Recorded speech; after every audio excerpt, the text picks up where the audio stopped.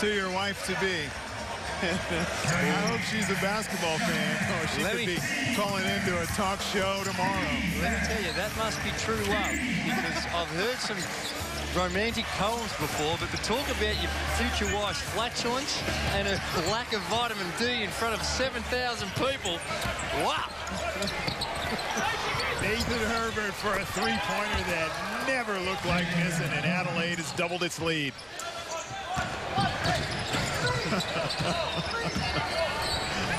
Oh, boy. Cooper to Eddie. Eddie trying to get to the rim. Goes for the reverse jam, but lost control at it. Got some big hands. Wasn't able to get the finish. Nathan Herbert in rhythm.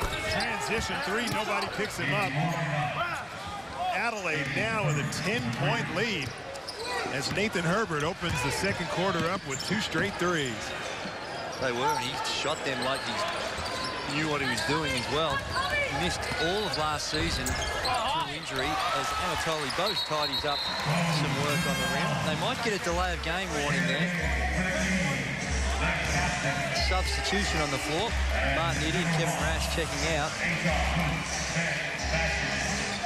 But Nathan Herbert, he has got one of the more pure shots you'll ever want to see. But so far this season, only shooting it at 32%, so off to a real good start tonight. Helliwell trying to get himself closer. Herbert got to catch and shoot from the baseline. Bose pulls down the board. Here comes Sydney. They don't have numbers, but that's not important to Ben Madgen. Takes it with a flip on the arm. Those are great when you get hit nice and early. You haven't even gotten the ball up to the shooting pocket yet, and you get a freebie.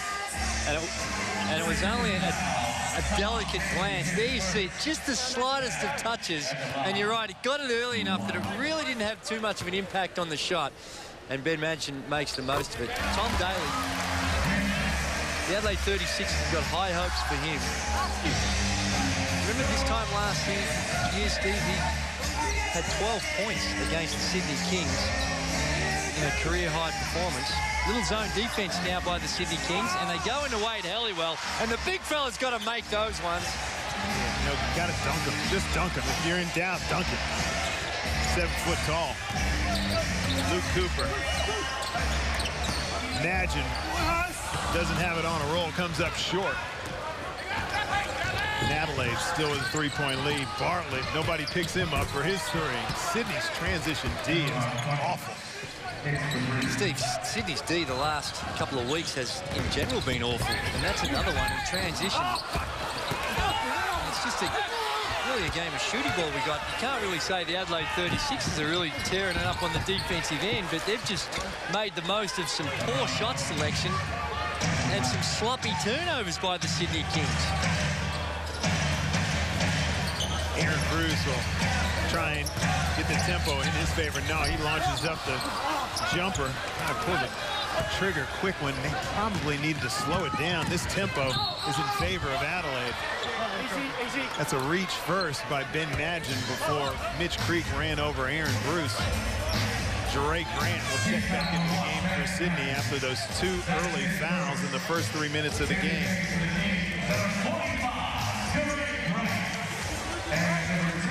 Luke Martin's coming back in for Luke Cooper as well. Yes, Jeray Grant, he does help them out because of the very porous defense we've seen by the Sydney Kings. A lot of times they rely on Julian Kazoo and Jeray Grant just to be the last line of defense with their shot blocking. They get a lot of opportunities to block shots because there's plenty of action coming through that dribble penetration. They get their fair share of shot block attempts, that's for sure. As Sydney facing a 9-point deficit, bring it up through Luke Martin. Kazoo a long way from the hoop. Gets it to Bruce. They're looking for Grant down low. That's a hold on Daniel. There you go. There's the hold on Daniel Johnson. Dean Billiard was begging for. He eventually got it. And he was just a little concerned that it didn't come early enough. I think these had a reasonable gripe with some of the officials' calls. Beautiful pass by Aaron Bruce. Down low, behind the back, no looker. And good finish as well. Have a look at this. Little hold there.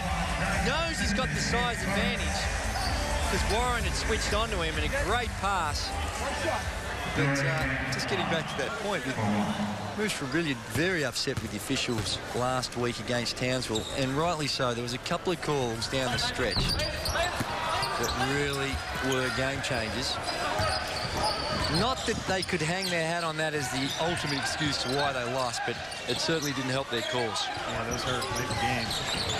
And when you've had that happen to you, you can see why he's a little anxious to try and get that call on Daniel Johnson. Good steal. Imagine, a little out of control. Julian Kazoo helps him out with a putback. Imagine gets into quite a bit, doesn't he? He is always amongst it. Kings have scored the last 4 to draw the game within 5.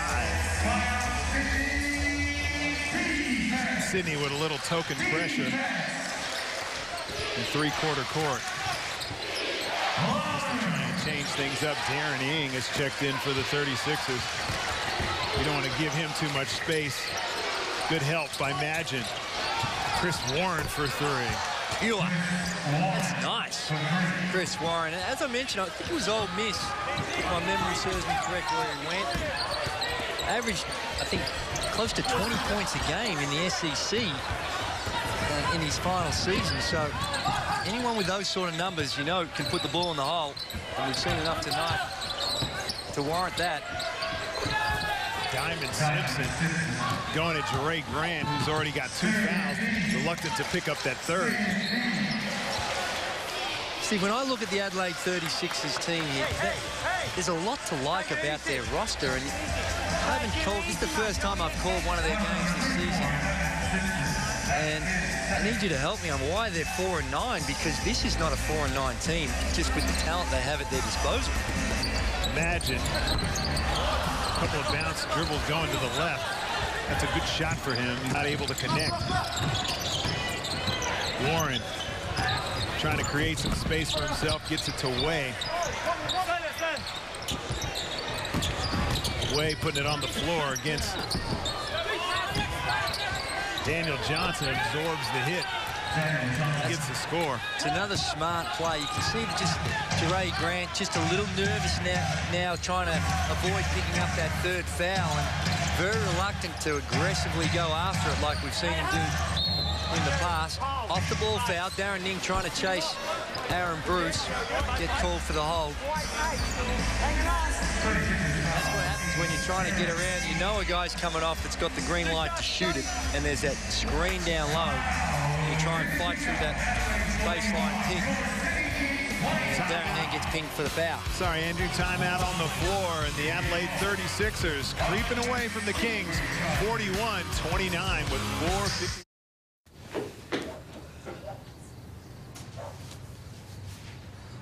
Ready? Might just change my dress. I might just fix that wall.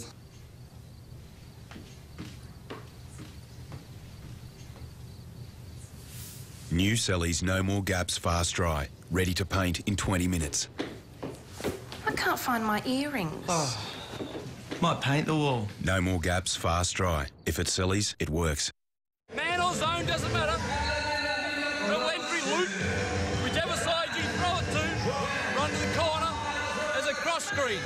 If it's zone or it's a switch, accept it. Don't try and beat it. Don't try and beat it. Stop there. Flash high, throw it back, high lock. Okay? If it's zone, screen the middleman. Screen the middleman. Bring him underneath there. Might be able to throw it right in there. Go. Hey, no more fouls. See, a couple of minutes and set ourselves up. Hey, let's go. 1, 2, 3. Hey, talk to each other. Adelaide just fine-tuning. Like you said, let's talk about Adelaide. You asked that question. Please, Steve. This is a team with a record of 4-9. They've lost a number of close games. And I've spoken to Marty Clark a couple of times. This is so frustrating because the team does so many things well and haven't been rewarded in the win-loss column. And Steve, this is a good team even without Adam Ballinger and Nathan Crosswell. They've still got enormous talent at their disposal. So a little surprised with their record. And before seeing them tonight live, I thought that their season, as far as playoffs was concerned, was all but done. But having a look at them, they've certainly got the talent to get on a significant win streak and turn things around. Aaron Bruce, of course, a 90-plus free throw shooter. When he has one that bounces around and goes in, they're rare. Trying to run Warren off of a couple of screens on the baseline. Simpson gets a low catch, comes up short. Ball's loose. Jerry Grant picks it up. So important not to get in that early foul trouble when Kazoo, on the run. I thought it was going to be tough for him to do something without traveling, much less put a soft one up and in. Warren launches another one, just rims out. Simpson has it blocked by Julian Kazoo. He looks like he's laboring a little as well, Simpson. Just fatigue might be kicking in. Those last two shots he's had around the basket, 36ers needing to make those. There he is again, bringing up the rear. He doesn't look like he's in absolute pristine condition just at the minute. Stephen Way on a nice pull-up, daring with the rebound over Luke Martin. Ing will slow it down. Maybe he's just tired. It is kind of warm in here. Ing catch and shoot from about 18 feet just outside the free throw line. Ball's knocked away by the Sydney Kings. The two Lukes switch places. Luke Martin goes to the bench. Luke Cooper checks in for him. And the Sydney Kings, again tonight, playing without the services of Graham Dan. He missed the first quarter of the season, came back for a few games and has re-injured his leg. So the Kings are a little undermanned, not having their 6'9" swingman available to them. Imagine with a little pull-up, Julian Kazoo can't get the tip.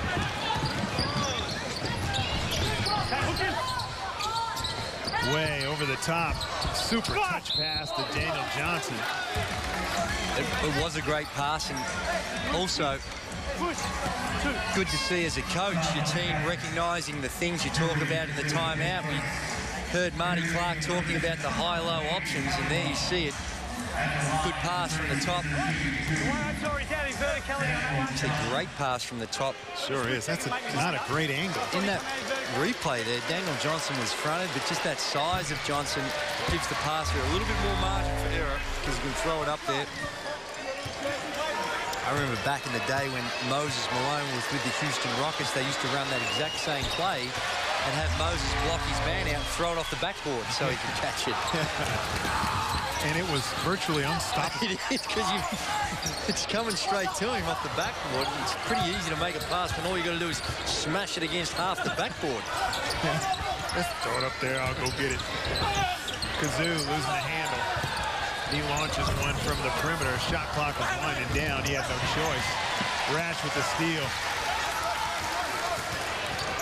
Back to Ratch. He goes with the baseline, gets the drive, and gets the roll. Good hustle by Kevin Ratch. Timeout on the floor. Good play by Kevin Ratch as far as the hustle and the intensity, and eventually gets one to roll in. Those are the plays that he has got to make to be a positive influence out on the floor.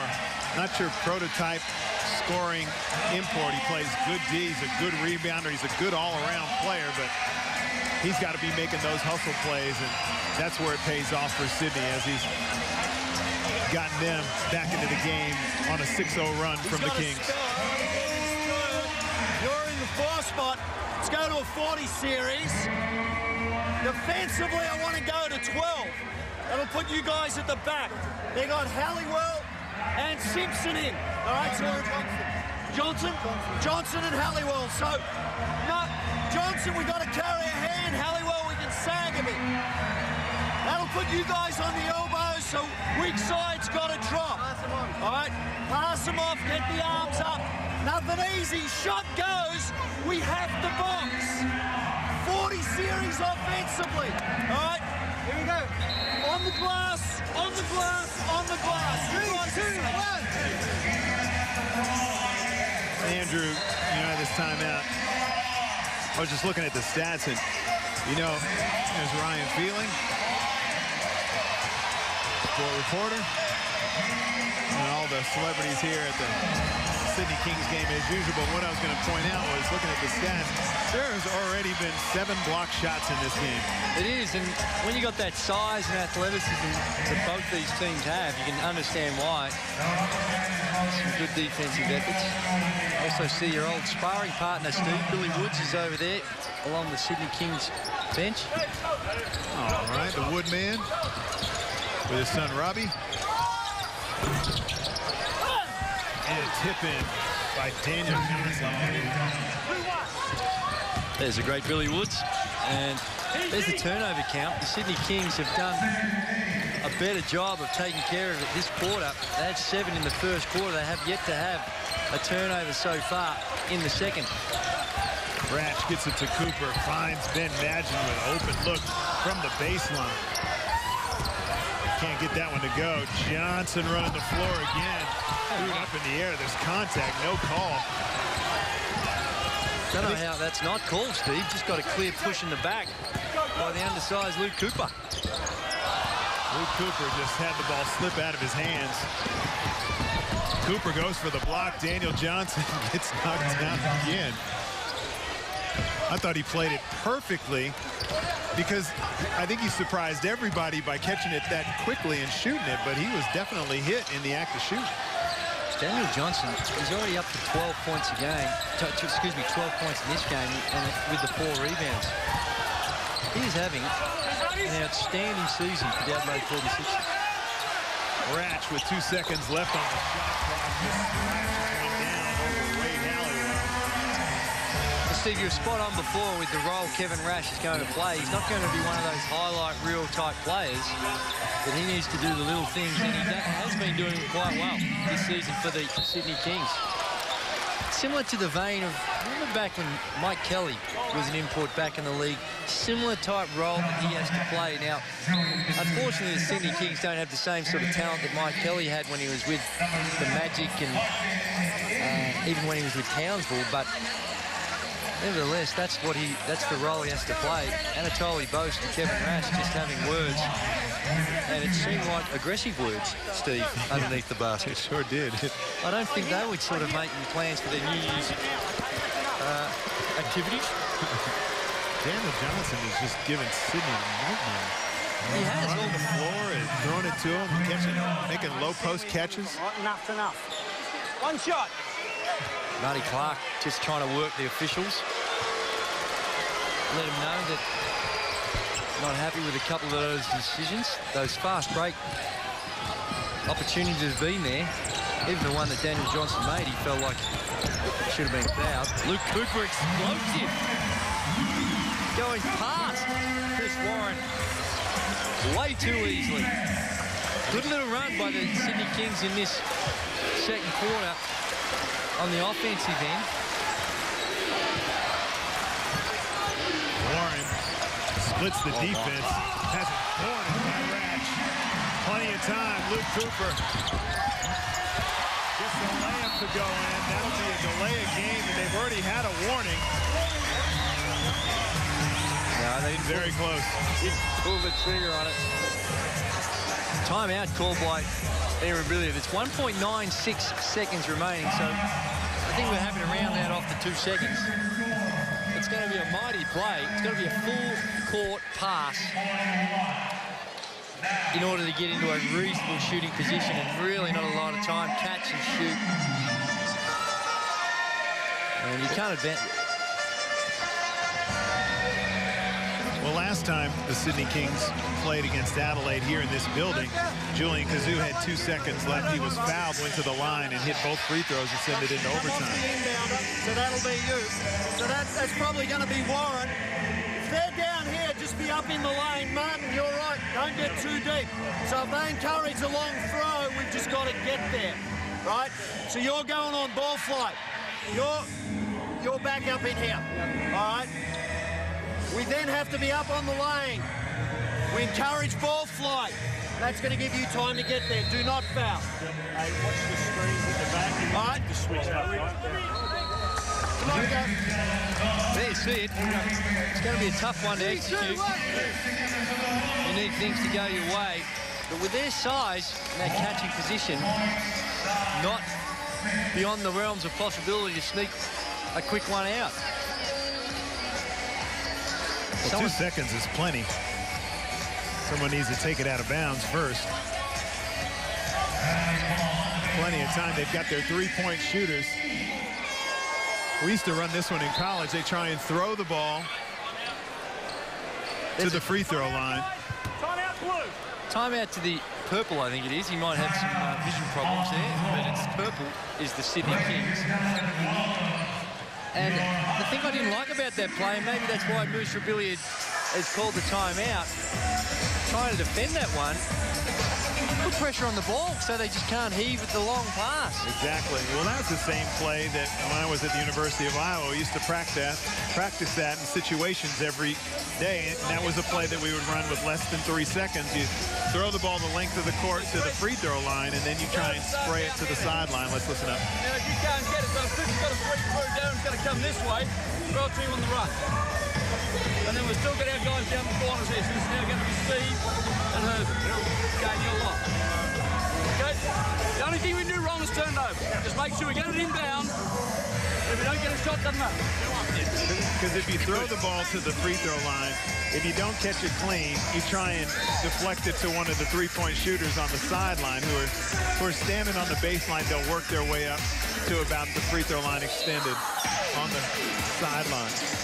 Let's see if that's what happens. And still, I don't know why you wouldn't have pressure on the ball, because any little deflection, that clock has to start. Plus, it makes it harder for that full court pass. Darren E.